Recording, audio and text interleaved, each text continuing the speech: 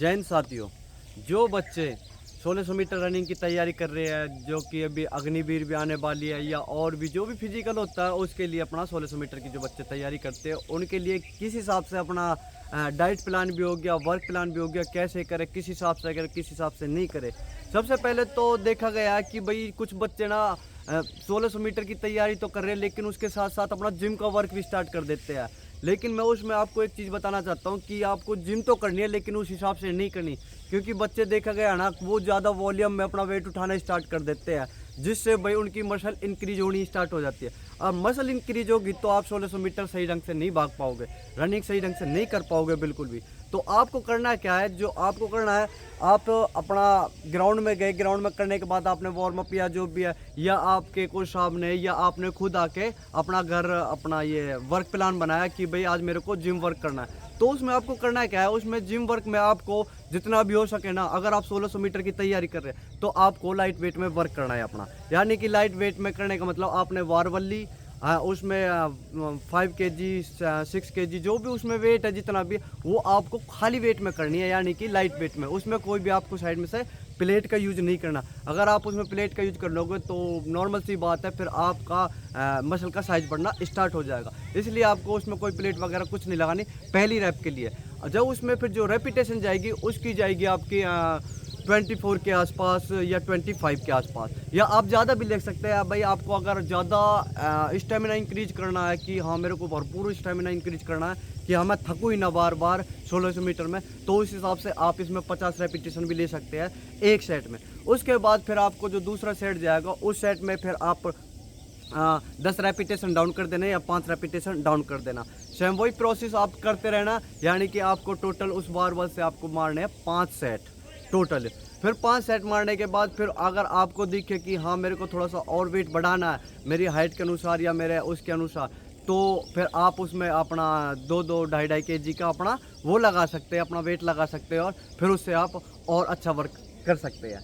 तो इसी तरह आपको रनिंग में जितने भी इस प्रकार के वर्क होते हैं, ये तो हो गया आपका जिम का वर्क। फिर उसके बाद आप आते हैं ग्राउंड पे, क्योंकि जो भी पहले तो मेन चीज़ आप ये रखना कि आपको ना कंटिन्यू 3 दिन हार्ड वर्क नहीं करना। जैसे फॉर एग्जांपल भाई आज ही आपने टायर का वर्क कर लिया, आज उससे अगले दिन आपने जिम का वर्क कर लिया, उससे अगले दिन आपने लेडर्स या कोई और हील या कुछ भूड़ आदि चीज़ लगा ली। तो ऐसा बिल्कुल भी ना करें, मतलब 3 दिन कंटिन्यू अपना हार्ड वर्क ना करें। बीच बीच में जो सेट जाना है, वर्क प्लान जाना है, उसके हिसाब से आप देखना है कि पहले दिन आपने हार्ड वर्क कर लिया, कोई दिक्कत नहीं, अगले दिन थोड़ा ऐसा वर्क लेना है आपको कि थोड़ा स्लो रहे, जिससे आप में ज़्यादा थकावट ना, क्योंकि आपने शरीर ज़्यादा तोड़ दिया उस दिन पहले दिन। भाई आप फॉर एग्जांपल आज ने करा, आपने जिम वर्क करा, जिम वर्क करने के बाद अब फिर दूसरे दिन ही आपने लेग डे कर लिया या कोई ऐसा वर्क कर लिया जिससे आपकी जो बॉडी है बहुत ज़्यादा क्रॉप होगी, यानी कि रुक गई, तो अगले दिन का आपका मन ही नहीं करेगा वर्क करने का। तो इसलिए अपना जो वर्क प्लान आपने बना भी रखा है तो उस हिसाब से करें कि आज हैवी डे, उससे अगले दिन थोड़ा स्लो, फिर उससे दिन आप बेशक हैवी डे डाल सकते हैं, कोई दिक्कत नहीं है, फिर उससे अगला स्लो, फिर लास्ट का जो आपका संडे रहेगा उस दिन आप बिल्कुल रेस्ट करें।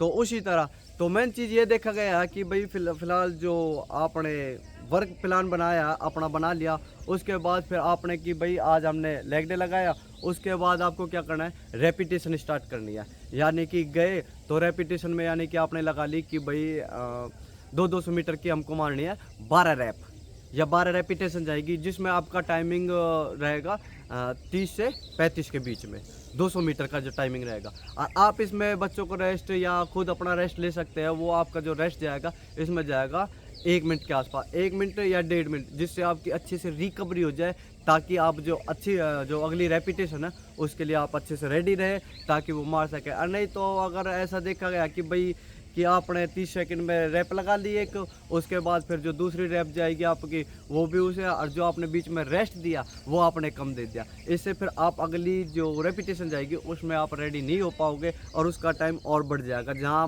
मेन फोकस डाला है आपने 30 से 35 सेकंड के लिए, उसमें आपका टाइमिंग और भी फास्ट चले जाएगा, यानी कि वो कम से कम आपका 40 से 45 के आसपास चले जाएगा, सेकंड के आसपास। तो बिल्कुल भी ऐसा ना करें, यानी कि आपको बिल्कुल रेस्ट देना है हर रेपिटेशन के बीच में।